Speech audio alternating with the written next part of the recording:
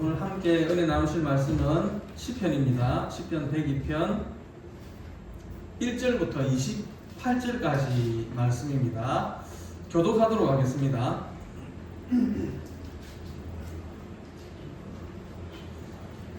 여호와여 내 기도를 들으시고 나의 부르짖음을 주께 상달하게 하소서. 나의 기도와 나의 주여 노래를 숨기지 마소서. 주의 이름을 내게 비추사 내가 부르짖는 나의 속기에게 대답하소서. 내 날이 연기같이 소멸하며 내 뼈가 숯같이 탔음이니이다. 내가 씹먹기도 잊었으므로 내 마음이 풀같이 지치고 말라버렸사오며 나의 탄식 소리로 말미암아 나의 살이 뼈에 붙었나이다. 나는 광야의 올빼미 같고 황폐한 곳에 구덩이같이 되었사오며 내가 밤을 새우니 지붕 위에 외로운 참새 같으니이다. 내 원수의 종이 나를 비방하며 내게 대항하여 미친 듯이 살리는 자들이 나를 가리켜 맹세하나이다. 나는 죄를 양식같이 먹으며 나는 눈물 섞인 물을 마셨나이다. 주의 분노와 진노로 말미암으리라. 주께서 나를 던져서 던지셨나이다. 내 날이 기울어지는 그림자 같고 내가 풀에 시들어진 같으니이다. 여호와여 주는 영원이시고 주에 대한 기억은 대대에 이르리이다. 주께서 일어나사 시온을 긍휼히 여기시리니 지금은 그에게 은혜를 베푸실 때라. 정한 기한이 다가옴이니이다. 주의 종들이 시온의 돌들을 즐거워하며 그의 집들도 은혜를 받나이다. 이에 문 나라가 여호와의 이름을 경외하며 이 땅의 모든 왕들이 주의 영광을 경외하리니 여호와께서 시온을 건설하시고 그의 영광에 나타나셨습니다. 여호와께서 빈궁한 자의 기도를 돌아보시며 그들의 기도를 멸시하지 아니하셨도다. 이 일이 장래의 때를 위하여 기록되니 창조함을 받을 백성이 여호와를 찬양하리로다. 여호와께서 그의 높은 성소에서 굽어보시며 하늘에서 땅을 살펴보셨으니 이는 갇힌 자의 탄식을 들으시며 죽이기로 준한 자를 항해하시다. 여호와의 이름을 시온에서 그 영예를 예루살렘에서 선포하게 하려 하심이라. 그때에 민족들과 나라들이 함께 모여 여호와를 섬기리라. 그가 내 힘을 중도에 쇠약하게 하시며 내 날을 짧게 하셨도다. 나의 말이 나의 하나님이여 나의 중년에 나를 데려가지 마옵소서. 주의 연대는 대대에 무궁하니이다. 주께서 옛적에 땅에 기초를 넣으셨사오며 하늘도 주의 손으로 지으신 바니이다. 천지는 없어지려니와 주는 영존하시겠고 그것들은 나같이 하리니 얼굴같이 바꾸시면 바뀌려니와 주는 한결 같으시고 주의 연대는 무궁하리이다.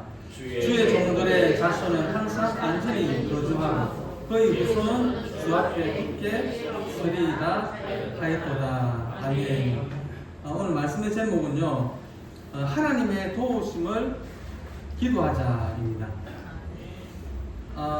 우리가 살아가다 보면 본의 아니게 실수를 하기도 하죠.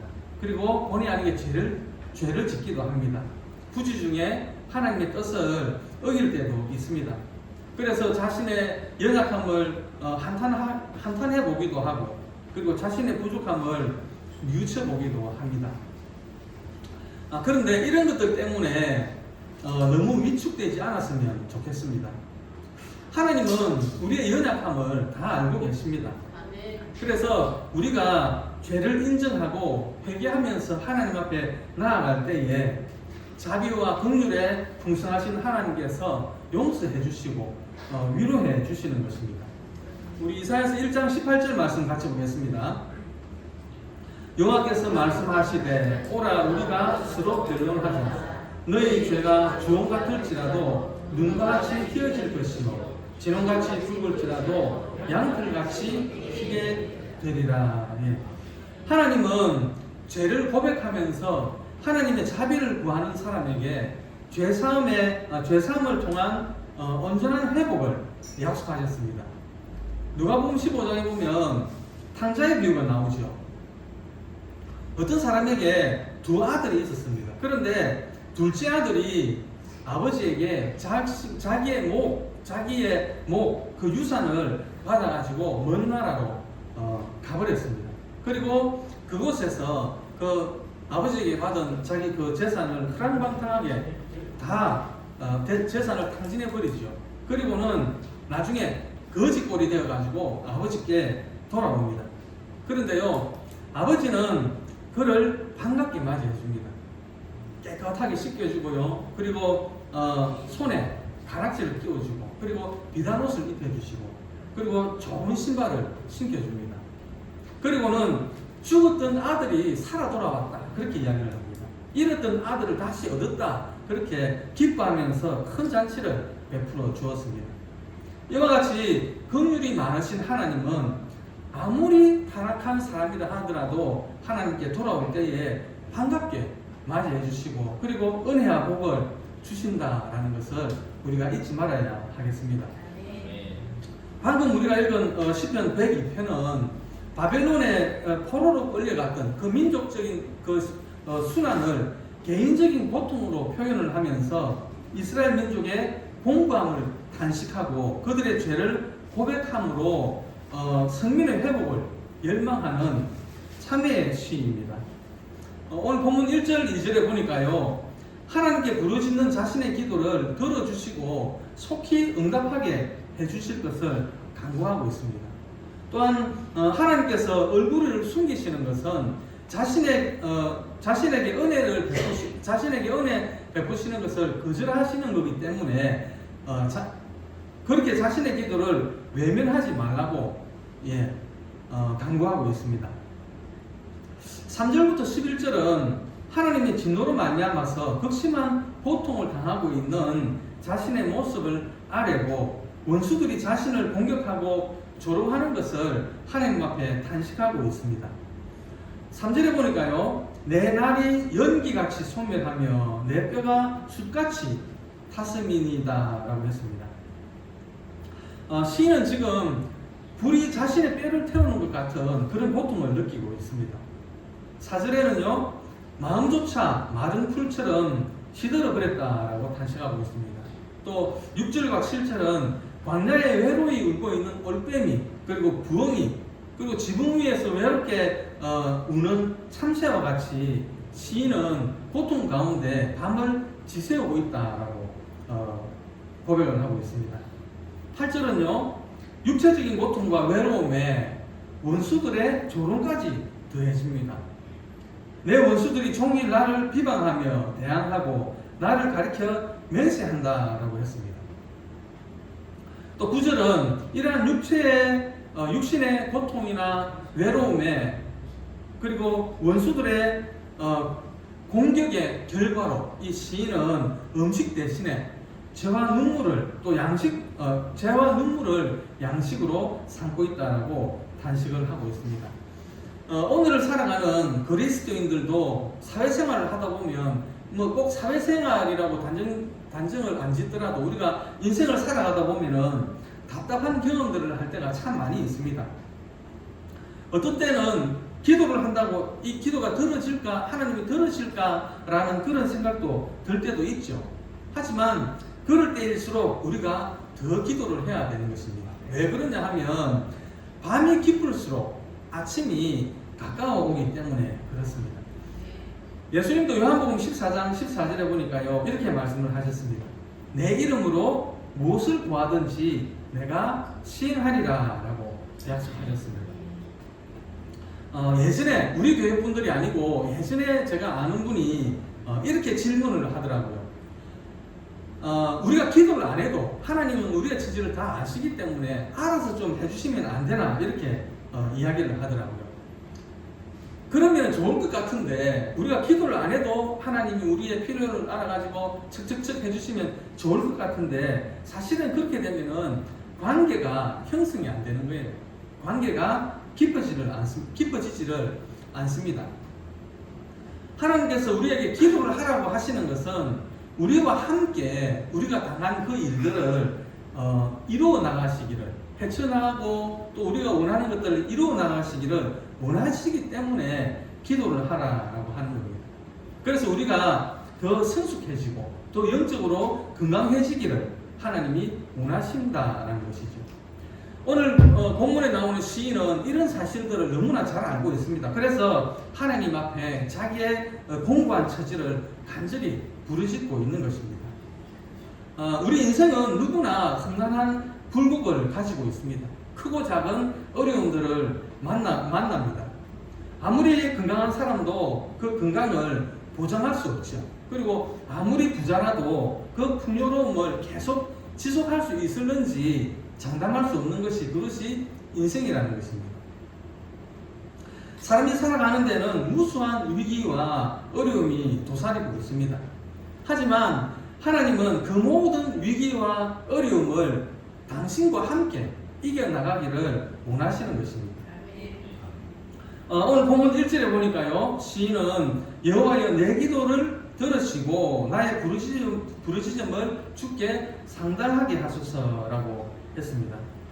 우리가 하나님의 긍휼을 맛보려면 기도를 해야 됩니다. 이스라엘의 역사도 그렇고 그리고 우리 교회사도 그랬습니다. 하나님이 이스라엘 민족을 출애굽을 시킬 때에 이스라엘 민족이 가만히 있는데 하나님이 때가 되었으니까 그 너희들 출애굽해라 그렇게 하지 않았습니다. 출애굽기 6장 5절에 보면은 이스라엘 자손의 신음소리를 내가 듣고 그렇게 했습니다. 신음소리가 기도거든요. 이스라엘 자손의 신음소리를 내가 듣고 나의 언약을 기억하노라. 아브라함과 이삭과 야곱에게 약속했던 가나안 땅을 주겠다는 그 언약을 기억했다라는 것이죠. 바울과 실라가 그 감옥에 있을 때에 가만히 있는데 옥문이 열려진 것이 아닙니다. 귀신 들린 그 여종이 있었죠. 그 여종이 귀신이 들려가지고 점을 치니까 그 여종의 주인들이 많은 금전적인 이득을 보고 있었습니다. 그런데 바울과 실라가 그 여종에게 붙어있던 그 귀신을 쫓아내버리죠. 그러니까 이 여종이 이제 점을 볼 수가 없습니다. 그러니까 이 여종의 주인들이 금전적인 손실을 입으니까 이 바울과 실라를 고발을 하고 잡아가지고 때리고 그리고 옥에 갇히게 한 것입니다. 바울과 실라는 얼마나 그 마음이 공고했겠습니까? 얼마나 피곤하고 얼마나 쉬고 싶고 또 자고 싶었겠습니까? 그러나 바울과 실라는 자지 않았습니다. 하나님 앞에 찬양하고 사도행전 16장 25절에 보니까 하나님을 찬양했다, 기도했다라고 기록을 하고 있습니다. 하나님의 긍휼이 이 땅 가운데 임하실 때에는 항상 그 앞에 먼저 선행되었던 일들이 있었는데 그게 뭐냐 그러면 바로 신음소리였습니다. 바로 기도였습니다. 에스겔서 36장 37절 말씀 보겠습니다. 에스겔서 36장 37절 같이 보겠습니다. 주 여호와께서 이같이 말씀하셨느니라. 그래도 이스라엘 족속이 이같이 자기들에게 이루어주기를 내게 구하여야 할지라. 하나님이 우리 개개인에게 이렇게 해주겠다는 그 계획을 가지고 있어도 이스라엘 민족이 하나님께 구해야 되고 또 저와 여러분들도 하나님 앞에 이렇게 해달라고 우리가 기도를 해야 된다라는 것입니다. 하나님이 계획을 가지고 있어도 우리가 구해야 된다라는 것이죠. 그래서 다윗은 항상 하나님 앞에 기도했습니다. 나는 가난하고 궁핍하지만 하나님이 나를 생각하시고 도와주시고 건져주시는 분임을 잊지 않고 늘 하나님 앞에 간구함으로 나아갔다라는 것입니다. 시편 56편 1절 말씀인데요. 하나님이여 내게 은혜를 베푸소서. 사람이 나를 삼키려고 종일 치며 압제하나이다. 우리가 구할 수 있는 것이 하나님의 긍휼하심 밖에 없는 것은 모든 것이 하나님의 은혜이기 때문에 그렇습니다. 주님을 위해서 고난받는 것도 이것도 은혜이고 또 위기를 만나가지고 그 가운데서 우리가 구원받는 것도 하나님의 은혜입니다. 그러기에 우리는 다윗처럼 하나님의 긍휼하심을 구할 수밖에 없는 것입니다. 시편 40편 1절 말씀인데요. 같이 보겠습니다. 내가 여호와를 기다리고 기다렸더니 귀를 기울이사 나의 부르짖음을 들으셨도다. 우리가 괴로운 가운데에도 하나님을 찾을 때에 우리의 기도 소리가 하나님 앞에 이르게 되고 하나님이 들으신 바가 된다라는 것입니다. 오늘 본문 2절 말씀인데요. 나의 괴로운 날에 주의 얼굴을 내게서 숨기지 마소서. 주의 귀를 내게 기울이사 내가 부르짖는 날에 속히 내게 응답하소서. 교향곡의 아버지라고 불리는 그 오스트리아 출신이죠. 요제프 하이든이 이 요제프 하이든이라는 사람은 독실한 신앙인이었습니다. 그래서 많은 사람들에게 모범이 되는 삶을 살았습니다. 한 번은 이 유명인들이 모여가지고 대화를 나누는데 고민과 그리고 고통에 대한 문제를 놓고 대화를 나누고 있었습니다. 이제 경제적인 고통도 있을 것이고 또 예술을 하는 사람들이기 때문에 또 그 작품이 원하는 작품이 잘 나오지 않고 그럴 때는 고민이 되죠. 그래서 고민과 고통에 대해서 이제 서로 대화를 나누고 있었는데 이제 각자가 한마디씩을 다 합니다. 나는 이렇게 한다, 이렇게 한다 이야기를 하는데 하이든의 차례가 되었습니다. 그래서 하이든이 이렇게 이야기를 합니다. 나는 작은 골방을 기도실로 정해놓고 나에게 어려움이 찾아올 때 나는 골방으로 들어가서 기도한다라고 이야기를 했습니다. 그리고 기도하는 가운데 작은 빛을 발견하고 나온다 이렇게 이야기를 했습니다. 여러분들은 힘이 들 때 가장 먼저 무엇이 생각이 납니까? 가장 먼저 어떤 행동을 하십니까? 언제나 우리를 바라보시는 하나님의 얼굴을 생각하며 기도의 자리로 나아가십니까? 가장 소극적인 방법처럼 보이는 기도가 가장 적극적인 방법입니다. 우리의 모든 고민과 고통을, 문제를 하나님은 가장 잘 알고 계시기 때문에 그렇습니다. 하나님이 창조하셨기 때문에 우리가 당하는 모든 일들, 고민과 아픔과 이런 일들을 우리 하나님이 가장 잘 아시고 가장 잘 도와줄 수 있는 분입니다. 오늘 본문 3절과 11절까지는 시인이 처해진 그 상황과 괴로운 마음을 자세히 표현을 하고 있습니다. 그런데 자신의 문제에 매달렸던 그 시인은 12절부터 하나님께로 집중하는 모습을 보이고 있습니다. 기도의 처음은 항상 내 문제로 시작을 하죠. 그런데 기도를 하다 보면 하나님께로 그 관심이 옮겨가는 것을 우리가 느끼게 됩니다. 그래서 첫 번째 기도 그 응답이 뭐냐 그러면 하나님이 어떤 분인가를 깨닫게 된다라는 것이죠.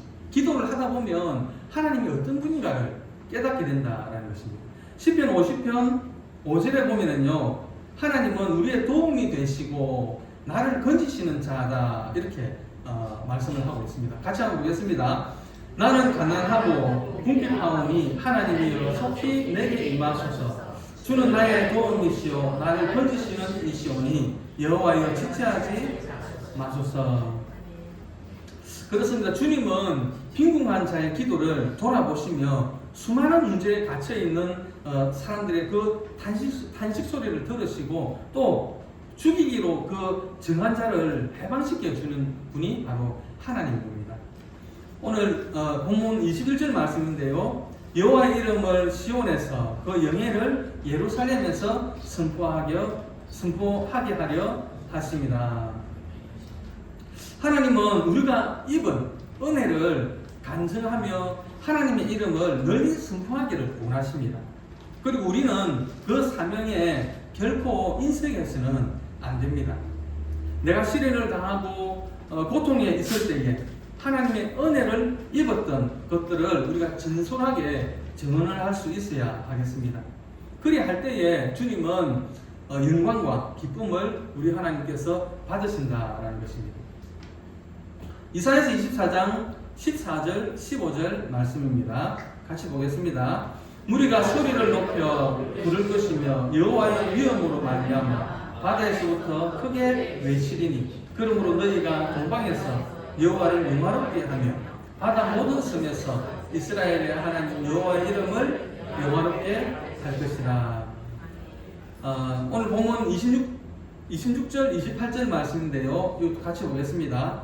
천지는 없어지려니와 주는 영존하시겠고 그것들은 다 옷같이 낡으리니 의복같이 바꾸시면 바뀌려니와 주는 한결같으시고 주의 연대는 무궁하리이다. 주의 종들의 자수는 항상 안전히 거주하고 그의 후손은 주 앞에 굳게 서리이다 하였도다. 아멘. 저는 물질에 대해서 크게 의미를 두지 않고 살아왔습니다. 있으면 그냥 있는 대로 쓰고 없으면은 안 쓰고 그렇게 살아왔습니다. 그런데 한 10여 년 전에 제가 이사를 하려고 이렇게 보니까 집값이, 전세값이 너무 올라 있는 거예요. 그래가지고 제가 정말 놀랐습니다. 지금 여기가 내가 사는 세상이 맞나 할 정도로 굉장히 놀랐던 적이 있습니다. 그리고 요즘 그 방송에 보면 가끔 그 갑질하는 일들이 나오죠. 그런 것들을 보면서 정말 주님이 오실 때가 다 되었구나라는 생각을 했습니다. 몇 달 전에 제가 들은 소리인데 초등학생이 친구를 사귀려고 하면은 아파트에 몇 평 사느냐 이걸 서로 이야기를 해가지고 그렇게 사귄다고 제가 들었거든요. 그래가지고 야 했는데 얼마 전에는 또 어떤 말을 들었냐면 아버지의 직업군을 이야기를 해가지고 비슷한 레벨의 친구들을 사귄다 이렇게 이야기를 들었습니다. 그래가지고 한 아이가 자기 아버지가 회사원인데 그 질문을 아버지 뭐 하시노? 이 질문을 피하고 싶어가지고 살아있는 아버지를 돌아가셨다고 그렇게 이야기를 했거든요. 멀쩡하게 살아있는 아버지를 돌아가셨다고 어린 마음에 초등학생이 너무 그 질문이 싫어가지고 그 질문을 피하고 싶어가지고 살아계신 아버지를 먼저 보내는 그런 모습을 보면서 저의 모습도 그 이야기를 들으면서 이렇게 돌아보게 되었는데요. 하나님은 언제나 어제나 오늘이나 영원토록 동일하시고 우리와 늘 함께 하시는데 마치 그 하나님을 돌아가신 것처럼 돌아가시고 없는 것처럼 우리의 일상생활에서 말과 행동을 할 때 보면 하나님이 없는 것처럼 그렇게 말하고 행동하지 않았나 그렇게 제 자신을 돌아보게 되었습니다. 하나님은 영원 불변하시는 분입니다. 시인은 마지막으로 영원히 변치 않으시는 하나님께 후손들에 대한 축복과 은혜를 간구하면서 이 시를 맺고 있습니다. 하나님께서 그의 택한 백성을 보호하시고 지킴으로 유대인들이 결코 소멸되지 않고 대를 이어서 계속 존재할 것이라는 의미의 말씀입니다. 이것은 하나님께서 이스라엘 민족을 회복시켜 주실 것이라는 시인의 확신에 찬 말씀이 반영되고 있는 것입니다. 시편 69편 36절 말씀인데요. 다시 보겠습니다. 그의 종들의 후손이 또한 이를 상속하고 그의 이름을 사랑하는 자가 그 중에 살리로다. 아멘. 고난은 할 수만 있으면 피하고 싶은 것이 사람의 마음입니다. 그러나 고난에 대한 승리의 경험이 없는 삶은 무기력할 뿐입니다. 그리스도인에게 고난은 신앙의 성숙을 가져오고 하나님과의 깊은 만남의 시간을 만들어줍니다. 장래의 소망을 바라보게 하는 소중한 것입니다. 그러므로 우리는 자신이 고난에 갇혀있다, 고난을 만났다라고 생각이 될 때 슬퍼하거나 괴로워하지 마십시오. 오히려 기쁨으로 하나님을 바라며 소망을 가지시기를 바랍니다. 고난당할 때에 하나님의 긍휼하심과 도우심을 바라고 간절히 기도하는 우리 주사랑교회 성도님들이 되시기를 주님의 이름으로 축원드립니다.